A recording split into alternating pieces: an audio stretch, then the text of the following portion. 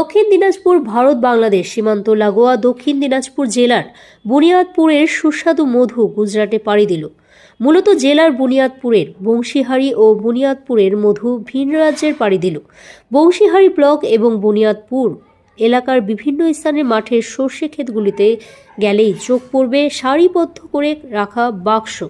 বংশীহারি এবং বুনিয়াদপুরের বাগদুয়ার, জামার, জোরদিঘি, সিংহল, ডিটোলহাট, করখা সর্বত্র একই চিত্র।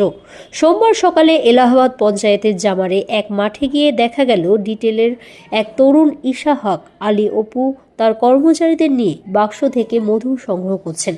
তিনি জানান, সর্ষে গাছে ফুল আসার আগে মধু সংগ্রহ করার লক্ষ্যেই বাক্স পাততে হয়। এই বাক্সে মৌমাছি থাকে, তাদের খাবার হিসেবে চিনি দিতে হয়। মৌমাছিরা বাক্স থেকে বেরিয়ে সর্ষে ফুল থেকে মধু নিয়ে বাক্সে জমা করে।